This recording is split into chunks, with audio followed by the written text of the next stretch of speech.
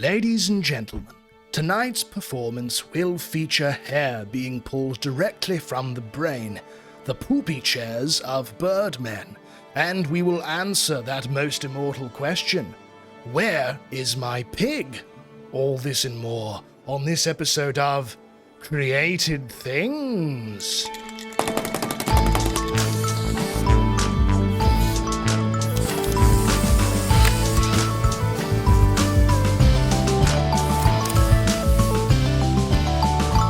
Welcome to Created Things, the only podcast on art and beauty and all things creative, hosted by two good beard boys. I am artist and psychotherapist Jacob Flores Popchek. I am the small beard boy, and with me is my good and excellent friend, Father Gabriel Toretta. He is the big beard boy. How you doing, Padre? Doing fantastic. How about yourself? I'm doing real good, man. I'm doing real good. I got my Monster energy drink here, keeping me awake for this recording. That's great. And this is one of the dangerous, good ones. However, I have heard. Oh yeah. I have heard that Monster yes. is in the league with the Beast. Is that right? Well, yeah. There was an evangelical woman who went viral several years back now for this extremely complex sort of Da Vinci Code style argument that each individual part of the packaging corresponded to a different prophecy in the Book of Revelation, and then I believe. This is my understanding, so don't sue me for libel if I'm wrong. I believe she was arrested for storming at a Trump rally shortly thereafter. You know what? These things could happen to anybody. Like, real fun lady, but she ends her video by taking, like, she's like showing the can like she's on QVC, like, here's, you know, this thing here, and here's this symbol there, and then she says, like, hail the devil and bottoms up or something like that at the end, and it's so spectacularly weird. But I will say this would not do anything to impress her, but I appreciate this. This particular Monster energy drink has the Immaculate Heart of Mary right there at the bottom, pierced with a little sword. So that's pretty cool. That's a pretty cool thing. It's mango flavored. Well, you know, I think the Blessed Mother is known to have loved mango. So yeah, it's one of the many things that we do not know about this woman, as the hymn says. Yes, indeed. Yes. So not only, of course, do I need to be powered through this podcast with energy drink because, you know, we both lead very busy lives, we also, adding to the complexity of recording a podcast, is the fact that literally you and I are always traveling. We are always at a different part of the country at any given moment. Yes, it turns out this is the fun of being homeless and having two men who are homeless. Actually, yeah, we are two, the beards. Right, exactly. Two technically homeless men. Technically speaking, homeless men. Very privileged homeless men, but homeless men all the same. Yeah. And then you have, you know, a podcast. So I'm gonna, you know, not this episode, but just to like whet people's appetite. Next episode, I'm gonna be ranking the different flavors of MD 2020. I'm just gonna give you a little sneak peek. The grape flavored wine beverage is not the best. Okay. Yeah, I would imagine, like, as far as like prison wine spectrum drinks, that's not up there, but I could be wrong. Difficult, so you know. So I currently, in my Americana sojourn across this weird nation of ours, am currently in San Antonio, camping out in a all-tech library, the nation's first all-tech library, because the Wi-Fi at my particular Airbnb is so terrible. Where are you currently, Father?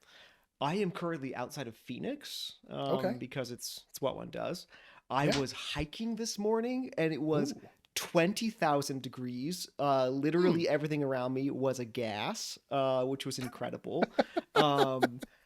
But in addition to everything being made of gas because it was melting in the center of the sun, which is what you do in Phoenix, I saw these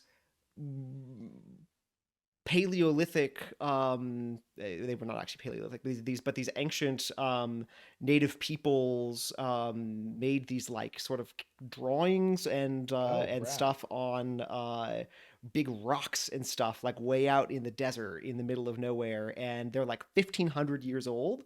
And they're super cool, and there's this like natural sort of like defile in this big huge set of mountains that are all covered in cacti and rattlesnakes and things, that like even when it's 20,000 degrees and like chairs have become gas, there are pools of standing water in them mysteriously. Oh, that's so neat. So it is really, really, really cool.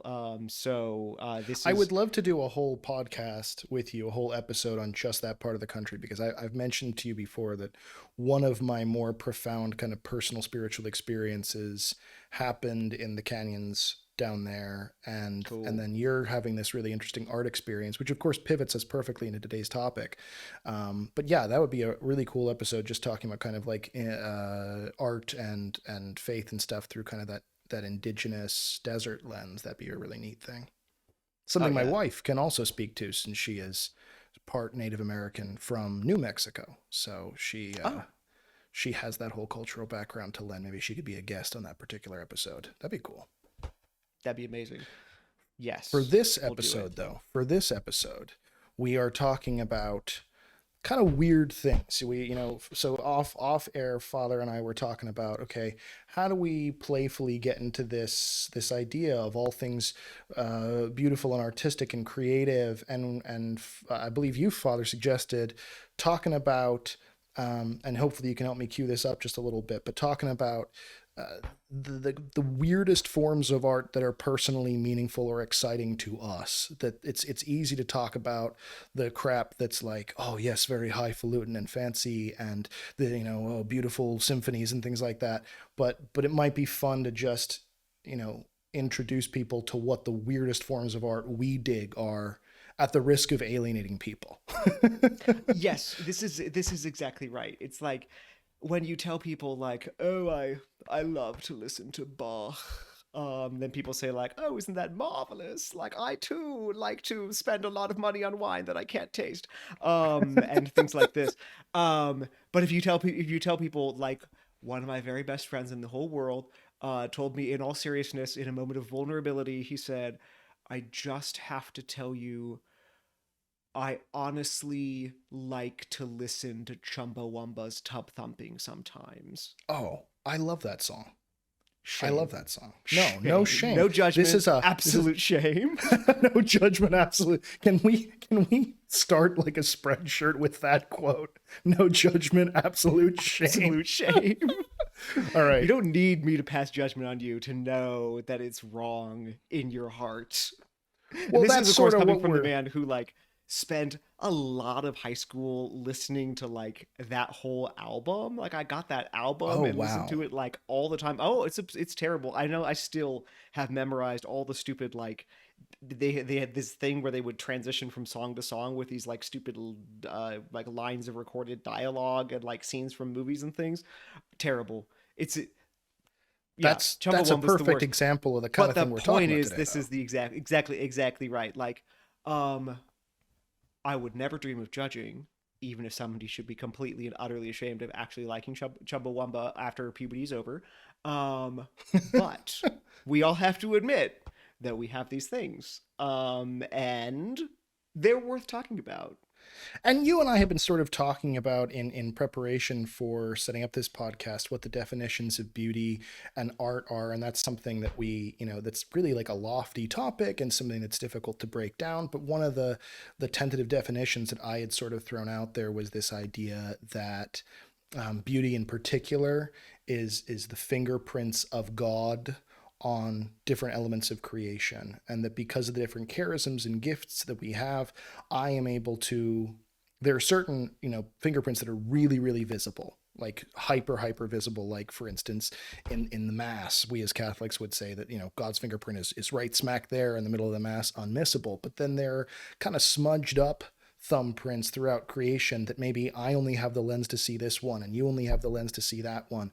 And through artistic pursuit and through kind of sharing our mutual experiences, we expand each other's lens and enable one another to see more of God. That's kind of my personal take, and that's why I was so excited about talking about this today, because I think talking about um, sort of off kilter, non mainstream, weird things that we find personally beautiful kind of opens the door for us both to do that for each other, to kind of learn more how each other see the fingerprints of God, and also kind of promote that concept in a really cool way. Absolutely, yeah, totally. So how about we do this? Why don't you take us off with the first one then, Padre? Why don't we just do our top three each? Okay, we sort of narrowed it down to top three. And actually, before we jump into that, I just was curious, how hard was this for you to do? Because for me, the hard part was not was not coming up with three. It was narrowing it down to three. Because I'm the kind of terrible millennial that finds awful things endearing. Like I'm the guy that there's a direct sort of line between dogs that look like they were hit by a truck and the dogs that I find cute. Like as the uglier they are, the more valuable and adorable and endearing I find them. And that's exactly the same way I am with art and culture. So it was actually hard for me to narrow down my top three weird things that I find beauty in. What about for you? There was one that I automatically knew that I wanted to talk about, Oh, and then the other two sort of came in a moment of revelation, and I stopped thinking about it and thought I'm just gonna go with these because this is perfectly it. nice. So I just let them well up and then move on. Nice. All right. Well, let's start. We can, in a classic kind of BuzzFeed way, let's start top three and work our way down. Without further ado, drum roll, please. My number three is the Adult Swim show Aqua Teen Hunger Force. This is such a weird dark horse take. This Dude, is have such you a ever weird seen this thing. show? Like when I was less than sober at like 3 a.m. in the morning for like 10 minutes before even in that Yes. state, I became too disturbed and turned it off. Yes. Okay. So This is everything literally a about Dominican this, monk pitching that Aqua Teen Hunger Force is his top three here, which I love. it's unbelievable. It's so amazing. So everything you said about this sounds like it's pretty close to like the ideal way to be watching this, except for like you kind of made it sound like inebriation was necessary to watch it, which sounds like base calumny. Even if it suits the material. Base Uh base calumny, no judgment, all shame. all of the above. Yeah, Yes, there you go. that's these are the three stages of ratiocination. Thomas Aquinas says so. Don't blame me. So listen. So this Adult Swim TV show that was playing like I don't know. I was in college. I'm old. Okay, just be cool. It was the Well, early that's why two you have a big thousands. beard. That's why you're a big beard boy, because you've had more time to grow your big beard. Precisely. Also, it's pulling it desperately down from the top of my head, which is painful. Actually, it turns out that you actually have hair being pulled through your brain, but I wouldn't worry about it anyway. It's fine. So the thing is, so this show it just kind of immediately hooked me. It's this very weird. The episodes are like 15 minutes long or less or something. I can't even remember how they. I remember watching it when it was on TV, but like I can't even remember how they packaged and delivered them because there's this totally weird time that doesn't fit like the normal like clock of a TV show. Which, in fairness, is a Um, lot of Adult Swim stuff. These Fair. Like weird they were sort of kind of this was pseudo like the first segments, wave. and Yeah, they exactly. become even more deconstructionist as the night progresses and as the inebriation of the viewership increases. Yeah, this was like Aqua Teen Hunger Force was sort of like well, I kind of like the Venture Brothers, but it's also like kind of normy for me. But then you're also like, maybe like Robot Chicken is just a little bit too much. Like everybody around me is on meth, you know? Yeah, So Aqua Teen Hunger Forces occupies this like very pleasant middle, where it's like weird but doesn't require drugs. Um, so yeah, so the idea of the show, right, is that you have like a ball of meat whose name is Meatwad. right, You of have course. a living thing of fries whose name is Master Frylock. No, Frylock, sorry. And then you have a milkshake whose name is Master Shake, and they're detectives who literally never detect anything, and they live in suburban New Jersey, and that's the entire plot of the show. Um, so I love this show for various reasons. One of the reasons I love this show is because um, it appears to be constitutionally, physically, like the possibilities of nature are such that it is impossible for a woman to enjoy the show. I don't don't know why it is. And then this is partly why I think the show is so amazing. Not because I want to be surrounded by things that like women can't enjoy, but because it's such an incredible mystery to me. Wait. Hot take. Hot take. Hot take. There's a celibate monastic who enjoys things in which women cannot partake. I I am know this shooketh. is I know this is weird. I need you to bear with me for a little while, okay? Like I'm being vulnerable here. All I'm right, trying I'm to sorry. expose, and Hey, then here you no are. You're judgment, all saying shame. like maybe it's because of your whole freaking way of life. And I'm like, I don't know though, is the thing. But like the thing is, I I have been kind of obsessed with the show now for like well, I mean, well over 10 years. I mean, since it came out. So this would be like 15 years plus. Um I have never met a woman who could even get through like a minute of it, and I don't, and like I can't process why it's so completely extremely skewed in this way. Like normally you can That's think so of like, oh interesting. well, there's like this one woman and she likes it and this, but like no, my experiences are always the same. So it's like when I was in college, the woman I was dating, like I would watch them and like choke to death with laughter. I mean, I would be like literally holding the arms of my chair so as not to fall out of my seat laughing. And then she would just be, and it took me a while to process this because of being naturally selfish, and also because I was hearing laughter coming from outside of me as well. And it took me a long time to realize that it was because she was just laughing at me, and found the Oh, show to be one of those. incredibly insufferable, which turns out to have been repeated every single time I've shown it to a woman ever. So Oh, that is fantastic. I can't solve. It's a mystery. I can't solve it. I mean, it just seems that like human nature is such that if I propose to you talking milkshake, getting involved in petty larceny because of two people from the moon who are also drawn like space invaders from the 80s, uh, that this is just something that like the human heart should rise up to, that I want to rise to meet you. So what um is it? So okay, so on a deeper, I want to take this idea that we have that we can find kind of beauty in these fingerprints of God that only we have the particular respective lenses to see. I want to take that to its fullest extent. I know you're speaking tongue in cheek and saying, oh, the human heart should rise to it or whatever else. But what is it about your human heart, or what is it about your particular masculinity, to reference your whole male female dichotomy thing, that responds or resonates with this on such a level? Because obviously it's had an impact on you that it did not have on me. So which is so tragic, by the way. yeah, it is tragic. Well, there's a lot about me that is tragic. What can I say? I'm glad you brought it up. Yeah, That'll be next podcast episode. right. This um whole podcast is a long term slow burn intervention for my tragedy. Good. Well, I'm glad we've already established that publicly, because secretly that was my plan all along. Good. I think it's because uh so like even for me the show was difficult at sometimes because it's this very postmoderny thing. Like it's constantly kind of taking these figures who are sometimes kind of cute in the way that they're drawn and the way that they act, and it's kind of like there's all this, they're often kind of like torn apart, or like they become ugly in some sort of weird way. Things are always changing shapes and like having strange things happen to them.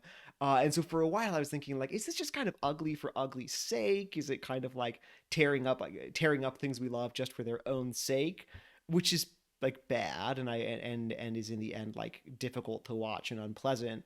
And I think it's not actually. It's this what I think that is so perfect about the show, it just has this like totally perfect kind of like whimsy, this like lightheartedness about like everything that we take seriously. Mm. So it just kind of it's so constantly showing you this kind of like whimsy hilarity uh that's a constant thread kind of like running in and out of everything in our actual human life. It's a sort of like I really love um that. I love that because maybe you'd see this as tangential, but I think I'm picking up what you're putting down. For a long time, um, you know, as an artist, and even more so in my psychotherapeutic practice, like I encounter people a lot who treat this Christian idea of Memento Mori, you know, remember your death, remember that all things are kind of fleeting and ephemeral, and this too shall pass, as this super morose, like tragic, sad thing. Like we have to separate out and be sort of ascetic. And the way I've always sort of thought of it, which I recognize is kind of a weird countercultural way to think of it, but is, you know, if I'm on vacation in, you know, if I'm backpacking across Europe, or I'm vacationing in Mexico for a week, or I'm, you know, touring Australia in the back of a VW, you know, I'm not taking anything too seriously. I'm relishing every part of that experience, knowing that I'm just a visitor, knowing that my home isn't here. And, you know, even if the car breaks down halfway through the desert of Australia, or even if I get bitten, you know, stung by a jellyfish in Mexico or whatever else, you know, that becomes part of the story, that becomes part of the experience. That knowing I'm not staying here, knowing that I'm moving on, contextualizes into a pleasant and meaningful experience. And I like to think of the Catholic experience as being a hitchhiker from heaven, kind of just making his way through creation for a brief time. And I feel like this deconstructive, sort of laissez faire, I sound really highfalutin and douchey right now. I recognize that, but I still think that the kind of deconstructionist, almost nihilistic sincerity of what you're describing speaks to that mentality of take nothing too seriously, because nothing here is too serious. You know, there is that, right? Like, so there's, I mean, there's the constant reality that like behind and underneath everything is death, right? That like that's that. There's this Don DeLillo novel from the 80s. It's kind of classic American postmodern literature called White Noise. That's all about like the white noise of the perpetual, unavoidable fear of death, like the way that death is. Karen's screaming, white noise, Karen screaming. like the I noise don't of know what that white means. people. That just, it Good. fell apart. Oh, It was supposed to be a good oh, joke. I see Fell what you're apart. doing. You Okay, dropped good. me like a baby giraffe. I feel terrible now. That's I hate incredible. I this. did it. I'm gonna do it. I'm gonna find a baby giraffe. No, that's terrible. Baby giraffes are adorable. Anyway, so so there's that. Like there's one take that like the perpetual presence of the reality of death is this like is this you know, canker at the heart of the rose. This it's this sickness that doesn't go away, you know, that kind of saps the meaning out of things. Or it's, as you say, this kind of perpetual reminder that like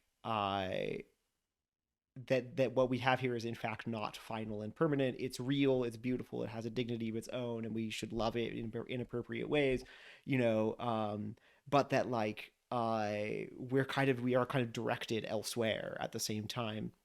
um like the opposite version of this, right? Rather than so there's the kind of the white noise thing about the fear of death, or you know, for instance, like Saint Philip Neri, a story attributed to him is that somebody was telling, he was like playing chess, you know, and somebody's telling him like what if I told you like right now that like the second coming is happening in 1 second, and like and you and everybody else was going to die and be taken to judgment, what would you do? And he like picks up his piece and he moves it. Just like, Yes, that is that so accurately portrays something I'm always trying to get across. I love that. I love that so much. So you feel like Aqua Teen Hunger Force encapsulates that charism. this is my, this is my point. Okay, I'm dropping it. I'm dropping it like it's hot. You can't resist it. Everyone knows it's true. I'm done. Okay, what's yours? That, oh, so I'm moving on to, all right, give me a drum roll. I'm going to move on to my number three. All right. My number three is Nicolas Cage movies. How is this number three? What's coming to number two and number one? Well, you know, I feel Don't like, give it away. But yeah, this is okay, but fair this is enough. starting. This is starting hot. Well, you started with Aqua Teen Hunger Force, so I feel like anything I can say would not top it. I mean, Nicolas Cage has at least won like an Oscar or two at some points in his career. He has never played a character who is actually a ball of meat. Only metaphorically. Exactly, exactly. Yes. Yeah, Nicolas Cage has real balls of meat, and that's why I love him. Because no, I was joking before about, you know, finding kind of a certain romanticism in like the awkwardness of increasingly ugly dogs and things like that. And I just find the value of sincerity and intentionality really, really beautiful. And I think there's a lot of artists in the world today who do things because they think people will like them, or because they think it would be cool, or there's some cachet to it. I mean, we kind of look forward to this every fall, right? Every fall there's a string of movies that were only made to win an Oscar. There's no artistic merit to Right. these very artsy films because they're not really art. They're propaganda. They're trying to achieve a clear purpose, a very didactic one-to-one intention. There's no value or intentionality or sincerity in it. And Nicolas Cage, I think, defies that so beautifully. I saw his movie Pig last weekend, which I am pushing you off recording to see because I unironically think it does deserve at least an Oscar nomination. And it's one of his less cartoony films. It's a really sincere like exploration of mortality and the arts and things like that. But Does anyone even ever in the show in the film say something like pig? I mean, are the pig calls? I'm saying my point is pig calls. yeah, he does sort of scream, "My pig!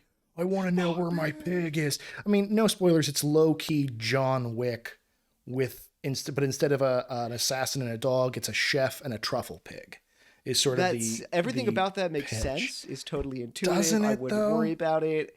I don't know. I mean, I'm with you. Like it's funny. I'd never like put this exactly together, but like, of course, I've seen a bunch of Nicolas Cage movies because, Yeah. like, I too like punching and kicking.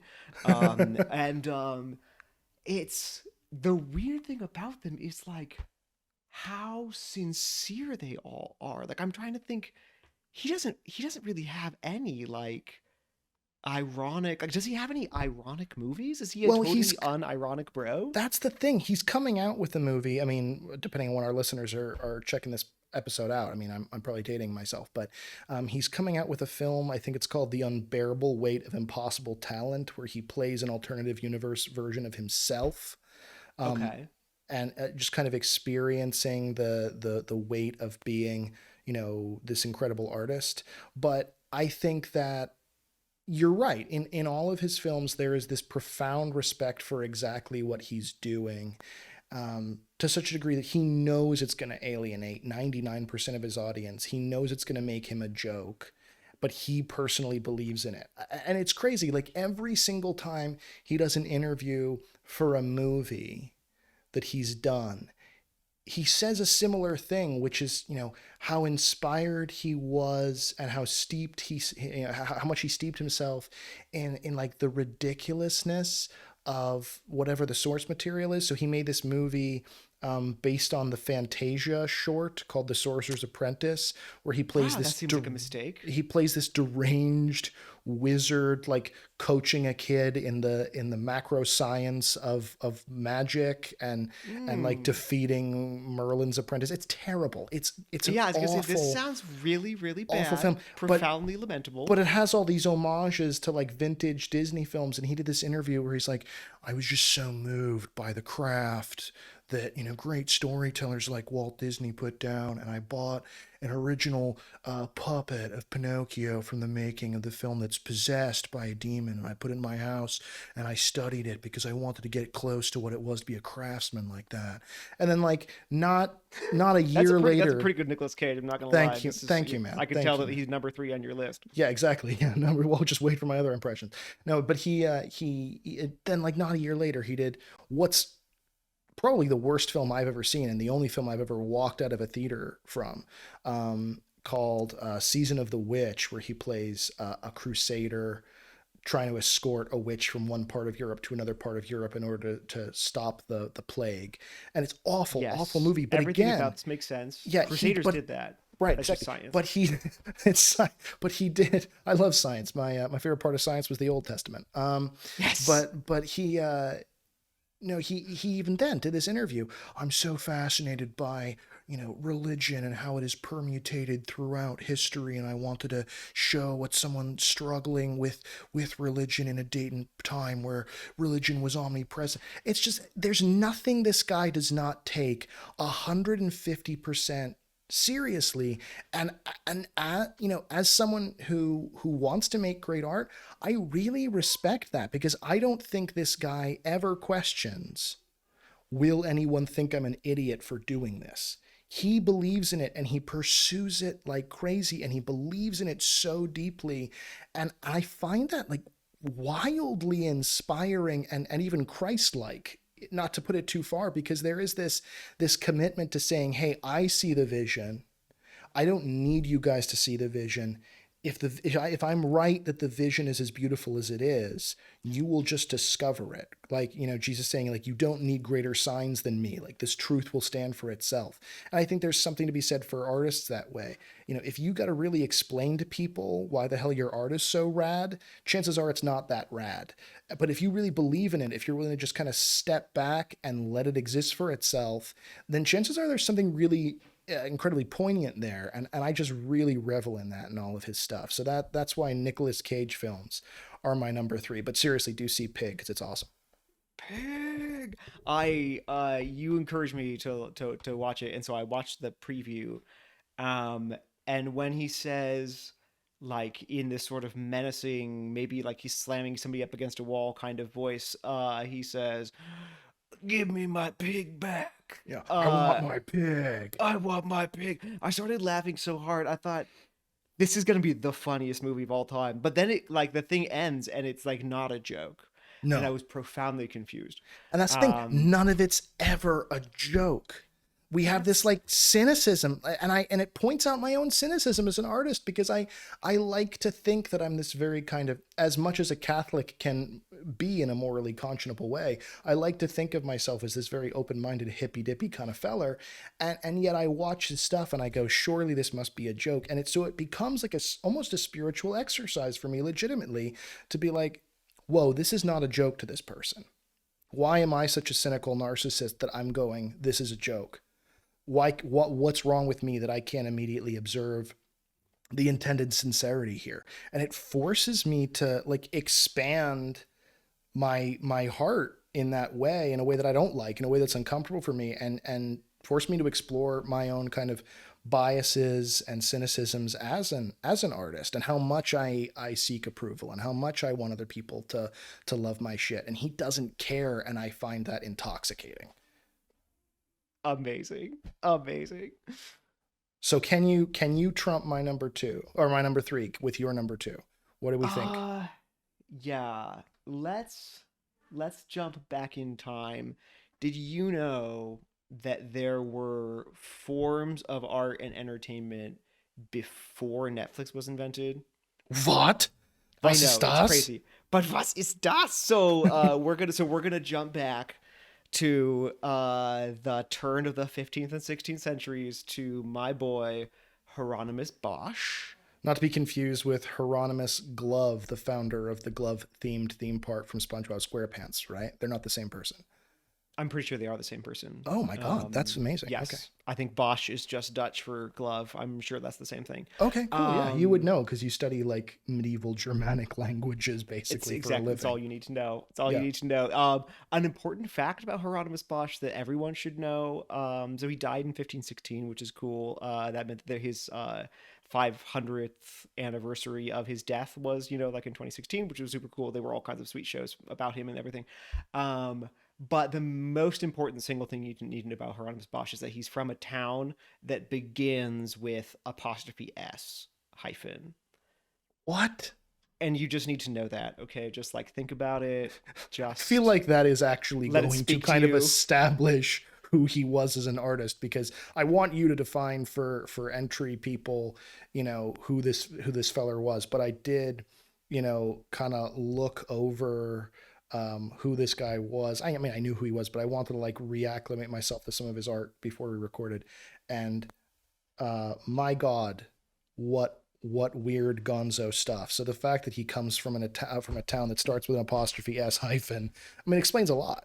It just, I feel like it really, he's the original like form matching function, and so listen, so like what does Hieronymus Bosch do? It's like, okay, um picture So I had this. There was this guy who sat next to me in Japanese class in high school, Right, as which is a normal next thing that people to experience. everybody. And just like every kind of like high school boy who's maybe studying a nerdy language and like maybe kind of a nerd already, he would like doodle in his notebook, and they would be kind of things that were sort of like half Lord of the Rings, half Dungeons and Dragons, Have like half hardcore samurai, like half hentai anime. anime.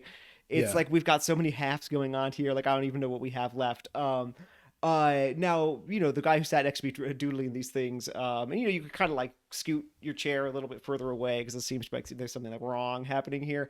Um, so he wasn't a good artist. This guy I'm talking about in high school, but like imagine if you were doing that. Only that was like basically the major thing that you did with your life, and you invented a kind of art that nobody had ever done before, and you appear to have like literally had no training except for what you gave yourself, and you're like one of the century's best artists. You're This describing, is of course. Hieronymus Bosch. Oh, I thought you were describing Nicolas Cage. Also Nicolas Cage, yes. You'll never believe it, he's self-taught. So like so if you look at Hieronymus Bosch painting, so his most famous one is he's got a lot of famous ones, but one of his most famous ones is called the Triptych of the Garden of Good and Evil. It's huge. I've never seen it in person because it's in Spain. I've never been to Spain. Sad. Oh, you've been But everywhere. You haven't been to Spain? you know what? Like some lucky listener is going to have the privilege of sending me to Spain here. We'll do a So don't live worry. episode from Spain. It'll be Single. amazing. If our one listener is listening right now, and if you happen to be rich, please send us Have to big bucks. Spain. Yeah, big pockets. We'll Because I do need to a go to episode Spain from the in a big Goya way. Museum. We'll do an episode from that one weird bar where all the heads of the bulls and the bullfights are. All of the We'll above. we'll It'll be run with amazing. we'll run with the bulls. We will run with it, and there will be bulls there. Yeah. It'll be amazing. So the Triptych of the Garden of Good and Evil, it's really big, and like in the middle panel, um, you have, so it's like really tall and big, and then the like most of the bottom area is, you're not really sure. It looks kind of like people are having fun. They're happy. There's like 400 naked people. And like some of them Sounds have like a apples on their Saturday heads. night. Oh, Oh, oh, oh. Indeed. sounds like Uh, last Friday. Oh. so like some of them have apples on their heads, some of them are riding fish, some of them are like riding centaurs and unicorns and things. Mhm. It's very hard to understand. There's these all these weird shapes. And then like in the background there's these like insane kind of fantasy buildings that sort of like flake and bubble up, like they have bubbles and they have flakes in the buildings. It's all very strange.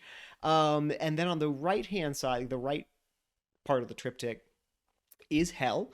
So you've got like all of these kind of like weird monster creatures that are like half clam, half hag, half knife, half ear. Again, a lot of halves. We A have a lot of lot of halves. halves. It's important to understand how many halves go into making Hieronymus Bosch painting. And like, there's this one amazing passage in the. There's also like, it's top to bottom figures basically. So there's probably like 500 figures of various kinds Oh, in wow. this thing. It's huge, and there's just a ton of figures. And so there's this one absolutely amazing one where there's like a bird humanoid, is it like a, it looks like a person, but it's a bird head. And then feet are like a turn into a jar, I think, and he's sitting in this big yellow chair and he's eating a naked person. Hmm. And you think Again, like, well, again, this all tracks with my last Saturday night. yeah, pretty much. Like Fully. this is all pretty much pretty normal kind of Texas stuff, but then you notice, if you notice a little bit more closely, you'll realize that underneath the yellow chair is dropping out like a kind of a bubble of water that has another like naked dead person in it. Uh-huh. And the more that you learn about like, you know, hyphen S or apostrophe S hyphen the rest of his town and the Netherlands in like the end of the 15th and end of the 16th century and whatever, end of the 15th, beginning of the 16th century, you realize that that yellow chair that this like bird man eating soul monster thing It's a poopy chair. Oh, a This was poopy what chair. wealthy people would have, like a fancy piece of furniture that was like a poopy chair. Stinky, Uh, stinky, wealthy, wealthy. that you would sit on. So what's happening is that this like bird monster thing is sitting in a potty chair and he's eating a soul and pooping out another one right into hell. It's amazing. The whole thing is like this. You're just like, this is what I needed in my life. And then the left hand side, which you think like, what is there left outside of this? The left hand side is this like big open tableau. There's like a pond with all these sort of like half-formed crustacean monster lizard things. There is a giraffe that might also kind of be a unicorn giraffe. It's amazing. That sounds It's awesome. pretty clearly I want representing that like in my house as a pet. every I want to fact. be, I low key, side note, want to be Frida Kahlo and own like 100 weird animals around my house. And if I could add a giraffe-corn to that mix, I'd be a very, very happy and fulfilled man. I would respect that. Cool. And so it's kind of representing like creation at the beginning, and like here there was only three figures in the whole thing, and it's Adam and Eve and Jesus Christ is holding their hands. And then the giraffe unicorn is somewhere in there as well. There's this pond that's like all full of life. Many of them kind of weird monster creature things that in fact you would basically, it's as if he had traveled to the 20th century and saw like all these prehistoric fossils and then like made Oh, creatures to look like them, that's because so that's cool. basically what he did, only he did not, as far as I know, have a time machine. So it's amazing. So it's like creation, it's creation. He's showing you these like weird kind of like prehistoric creatures and things, and then there's like Adam and Eve and Christ.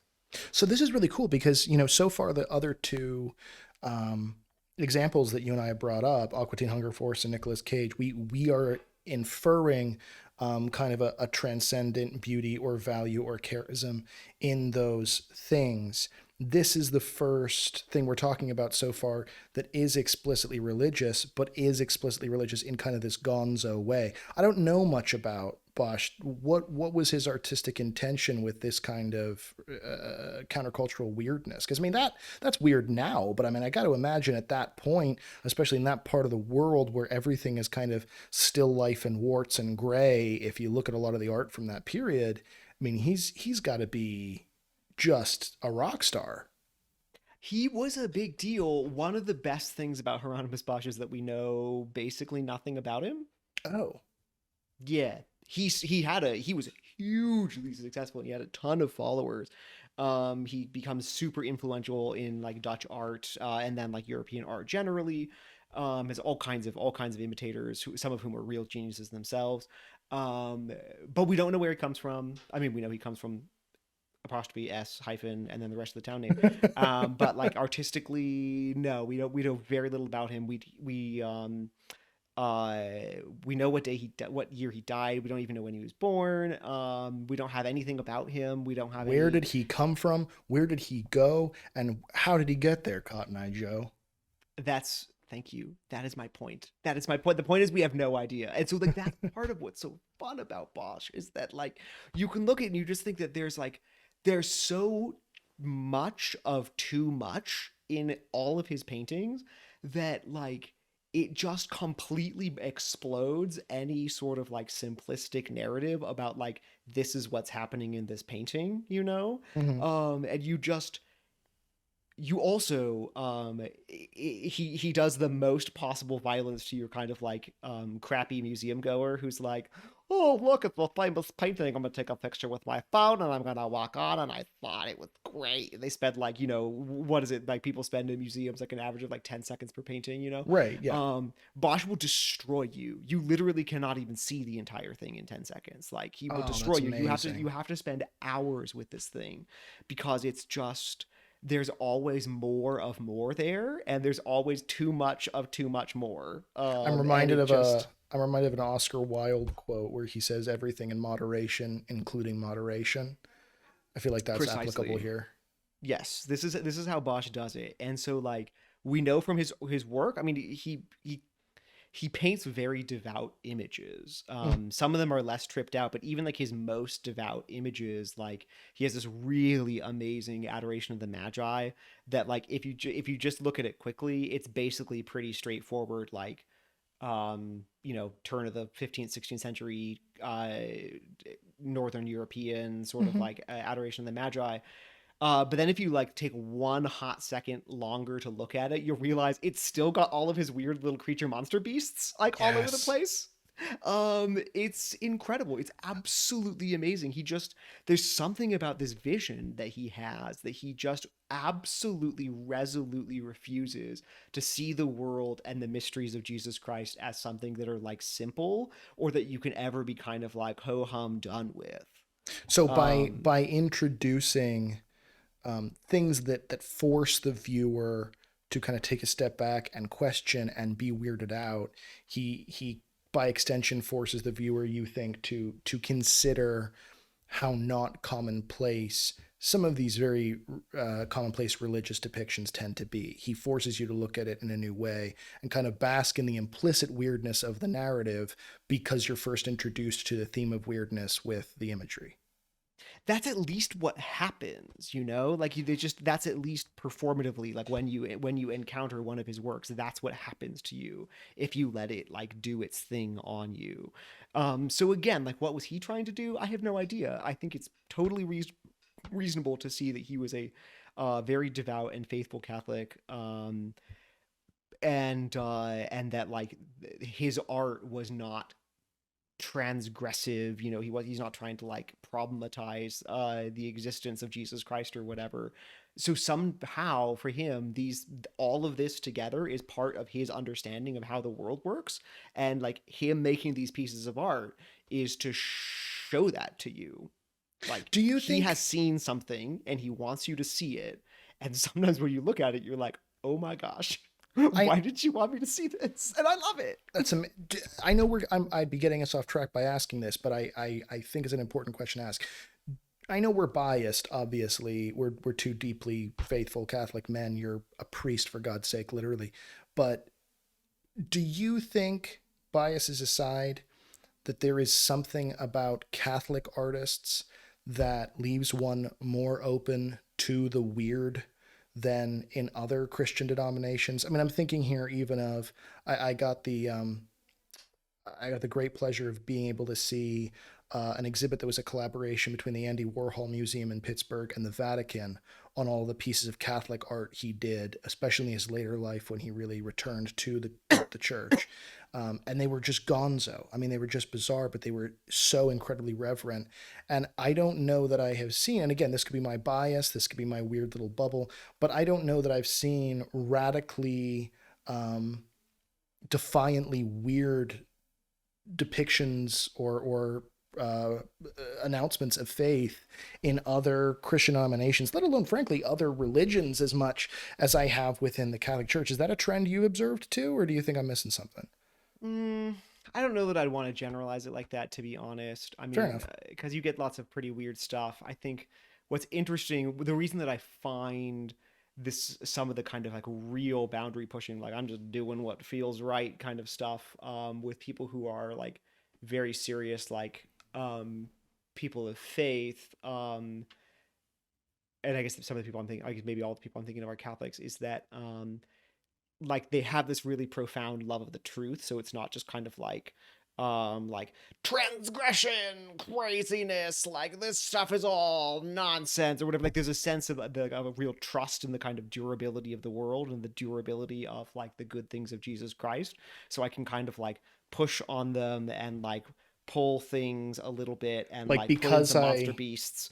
because I um have the safety net, so to speak, of the grace of Christ, of the truth of Christ, I can do more complex acrobatics on the trapeze, so to speak, because I know there's something there to kind of reinforce and catch me.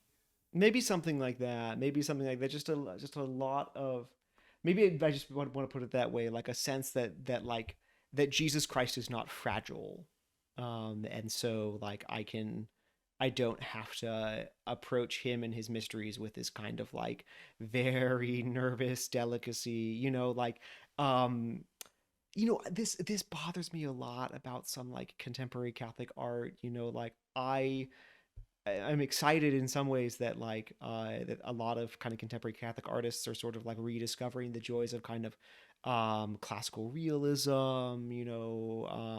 trying to explore more kind of representational types of religious art than Right, right. we've A seen in Christ who's like mid. authentically Arab and Jewish and these kinds of things. Yeah. Yeah, and even certainly that, but also even just like representational period, dude. I Oh, mean, okay. like because like think about like most of art that you've seen from like the 60s and 70s, or think of like if you were unfortunate enough to go to a place that uses like an organ Catholic press, like Breaking Bread hymnal, like that kind of stuff that's on it, just these like weird purple alien beasts, and So it's like Breaking Bread anyway. hymnal is not your number one weird art thing I in this know it's episode. weird, not my number one jam. It's weird to say it, but fact. But anyway, the problem with some of this kind of like realist, like contemporary realist stuff, that you'll see from like very devout, and you can tell they're like very devout Catholics who are trying to present that really devoutly, is that you can end up with this sense of like a real fragility about the faith. That, like,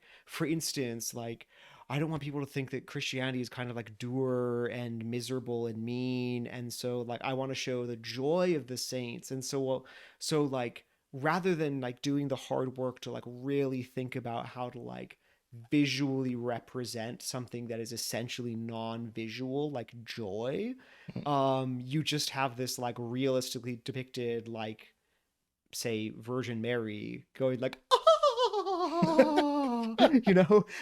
and she just usually looks I'm she so looks like sorry. she's I'm on so sorry. laughing Father, gas, and Father, it's like Father, a you disaster. really quick. I'm sorry, sorry. You broke up really quickly. What was that sound again? I missed that.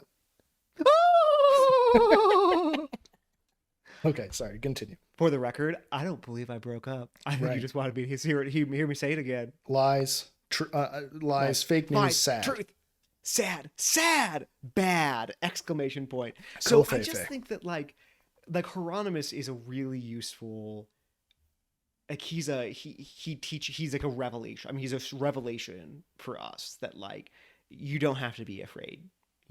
Like, you don't have to be afraid. You have to have a vision that's really deep and fearless.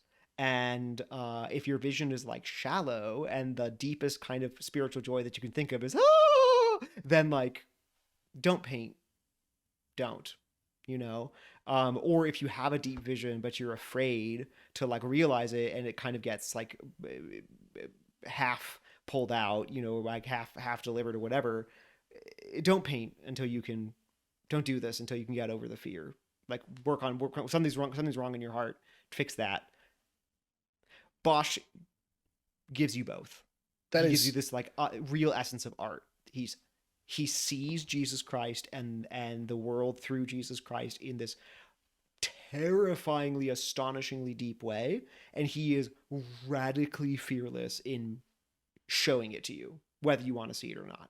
See, I feel like this perfectly encapsulates our friendship, you and I, because when you describe something weird that you like personally dig, I end up getting so inspired by the inherent mic dropness of the language that you use. Which, side note, was part, not obviously the whole was because of our deep friendship, but part of the reason why my wife and I asked you to celebrate our wedding and perform the homily at our wedding. But I'm always so struck by kind of the inherent mic dropness of the way you say things that I run out, and I'm like, right now, I'm probably, as soon as this recording is over, gonna like probably stay up too late tonight looking Yes. and researching Hieronymus Bosch. You, on the other hand, I tell you to watch Pig or read the copy of The Prophet by Khalil Gibran that I bought for you. And That you two bought for years me. and 2 years later, it's sitting on your shelf collecting dust because ultimately you don't love me as much as I love you. That's a fact. Listen, I was part of the reason why I agreed to this podcast was so that I could like publicly show that there's an imbalance in our friendship, and that I just don't respect you that much. That's there it is. There we are. I'm glad No, we had this moment. This was very beautiful. no judgment, all shame. All shame though. And by the way, that copy of The Prophet is actually in Chicago, and guess who's not in Chicago? Oh Okay. my, what? Why do you punish me so? The Well, Prophet I is an mean, excellent book. It was almost, it's not my number one, but it was almost my number one because I love it so, so much. okay. Well, listen, maybe someday. Okay, someday. Like I said, someday.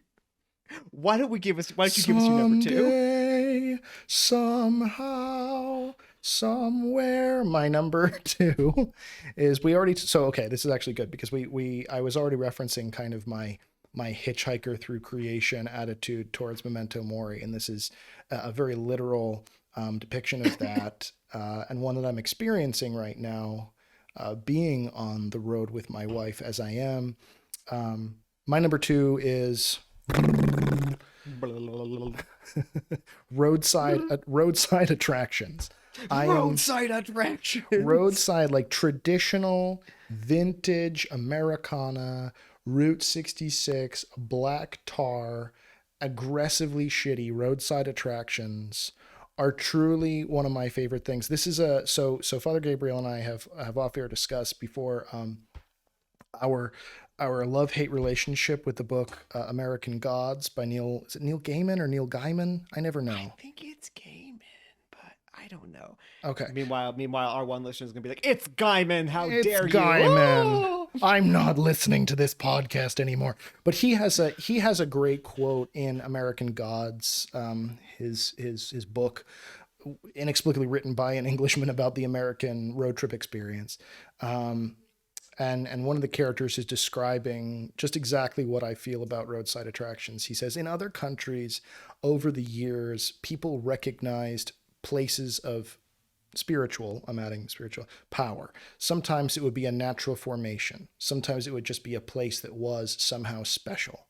They knew that something important was happening there and that there was some focusing point, some channel, some window to the immanent. And so they would build temples or cathedrals or erect stone circles. And in the USA, people still get that call, or some of them, and they feel themselves being called from the transcendent void. And they respond to it by building a model out of beer bottles of somewhere they've never visited, or by erecting a gigantic bat house in some part of the country that bats have traditionally declined to visit. Roadside attractions, people feel themselves pulled to places where, in other parts of the world, they would have recognized that part of themselves that is truly transcendent. And they buy a hot dog and they walk around feeling satisfied on a level they cannot truly describe, and profoundly dissatisfied on a level right beneath that. Nice. I love that. I love that. And it does describe my experience of these things so much because there is something so. I did have the real gift of being able to travel through Australia once, teaching theology of the body, and I got to go to Ayers Rock, or Uluru, as the Aboriginal peoples call it, and you're just driving through red desert, just flat red desert for what seems like a million miles, nothing, and then suddenly out of nowhere, this red rock monolith just juts out 1,000 feet high out of nowhere, and it, for that reason, was a sacred site to Aboriginal peoples for a long time because it's just so freakish that it shows up out of nowhere that way.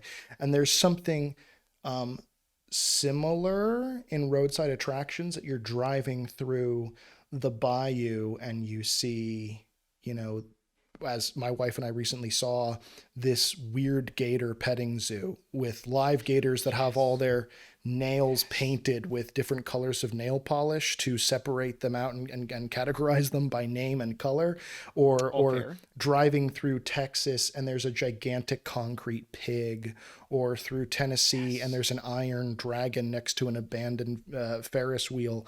Like, these things are so kind of freakish and out of place. And again, I know I'm kind of coming at this stuff with what I fear is kind of a tiresome faux mystical lens, but I really do mean it sincerely when I say, um, Chesterton talks a lot about um, the kind of freakish weirdness of the incarnation, right? This moment that Christ is conceived, is entered into the world, and then from there on, he's sort of like this great rock being, that this is my quote, that Chesterton doesn't say this, but it refers to something Chesterton talks about, where he's sort of this great rock that drops into the water of creation and everything else just ripples out from him, that it's such a seismic splash that nothing before or after can be the same at all. And on a very, very small micro scale, and a sort of icon of that truth, I feel like roadside attractions become that, because you are so used to the monotony of desert, desert, desert, bayou, bayou, bayou, forest, forest, forest, and then suddenly, the world's largest pitchfork, or a concrete statue of Paul Bunyan with the head of a chicken, or a gas station where you can apparently, ostensibly meet Sasquatch, just shows up out of complete freaking nowhere.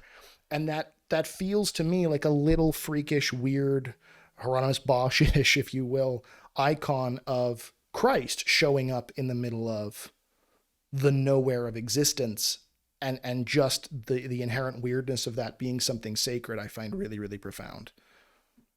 So like from this, Wall Drug in North Dakota would be like the biggest betrayal of the glory of the incarnation, right? Because like which is something, by the way, that I can 100% get behind, because I drove through there one time. It's in North Dakota, right? I think so. Yeah, I drove through North Dakota one time, and like I nearly I nearly became a homicidal maniac, which is not something that I normally feel pulled to do in my life. But because you enter the very beginning of this extremely boring and very long state that's going to take you like cool over a day to drive, like basically a day to drive through, and you start seeing these signs for like wall drug 30,000 miles away, and then like that there's just one every like 5 miles, and then you finally get to it, and it's just this like stupid 1920s like department It's the store. same old wall drug, yeah.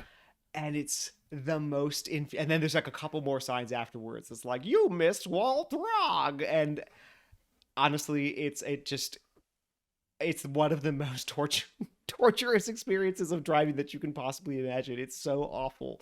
But like I'm interested in that because it's the opposite of what you're saying. Like that the joy here is the kind of like sudden springing into being of something that's like marvelous and whimsical and real and like And fake and terrible. exciting Yeah, and and terrible. Like terrible. like there's something, I once got in a fight with a fellow student at Franciscan. I'm a survivor of Franciscan University. Asked me about my trauma off air, and this girl was, I mean, very sincerely, I'm not trying to pick on her, but she was talking about, like, I when I pray, I just imagine how handsome Jesus is, and all these kinds of things. And I said, there's like a scripture that specifically says there was nothing physically to attract us to him, right? That, like, and this is a God who really alone among world religions mires in ugliness and filth. I mean, he puts blood, he bleeds and he weeps, and he puts mud in people's eyes, and he spits on people and puts his he gives people sacred wet willies, and it's just freakishly ugly and transcendently beautiful because of that. And when I see this giant concrete pig in the middle of the desert that you can buy a barbecue sandwich out of, that's inevitably going to remind me of that same kind of beauty and ugliness. So what I'm hearing you say is that the next thing that needs to happen is that you need to have like a 400-foot statue of Nicolas Cage standing near the concrete pig screaming, "Where is my pig?" Oh my God, that'd be amazing. It would also be amazing if Nicolas Cage was in any kind of Bible movie. I would love to see. Maybe not as Jesus, but like as Pilate or something. That would be incredible. Tell me that Or wouldn't be amazing. maybe you just need to have Nicolas Cage visit the concrete pig. Maybe. We can start there. We can We start can there at start there. least. We can start there. But this is I like I mean this is it's an interesting idea that like that the I mean it's related to what you were saying with like Bosch and some of these other guys, like some of these other things that like the that there's nothing to be afraid of in the humility, like the splendor of humility. That like these things are actually splendid, precisely because they are nothing special. And that like that's what makes them special. In fact, that's what makes them kind of amazing, and what can make them kind of a revelation in their own right. And I think that sums up our conversation really nicely today too, because there is that value that you're talking about, that inherent specialness and weirdness, is something that I think we'd all benefit from. I think if we can get into this exercise of trying to infer that there is God, that there is the fingerprints of God in this thing, however obscured, however smudged. I think we can use that to build community. I mean, that's something I'm always working with my clients to do, you know, to be able to see what's beautiful and what their kids enjoy or what their partners enjoy. That's something that I'm always, you know, working with, you know, other artists that I talk to, where I don't like their crap and they don't like my crap. And but we can still work together and we can still inspire each other. I think that charism is so important to being a Catholic and just being a human, that I'm glad we're talking about. Unfortunately, I mentioned at the opening of this podcast that I'm recording in a weird library in the middle of San Antonio.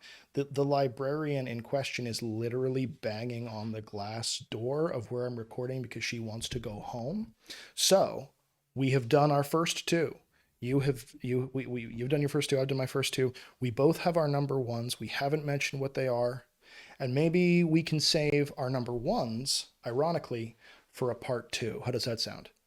That sounds perfect. Long drum roll, hold your breath. Yeah. It'll be great. It'll be fantastic. And in the meantime, I'm Jacob Flores Popchak. And I'm Father Gabriel Toretta. Go create beautiful things. This has been Created Things, an art, soul, and mind production with Jacob Flores Popchak and Father Gabriel Toretta. Production by Kyle Meineke and Jessica Flores. Theme song by Federico Carranza. For more on the podcast and on its hosts, visit artsoulandmind.com.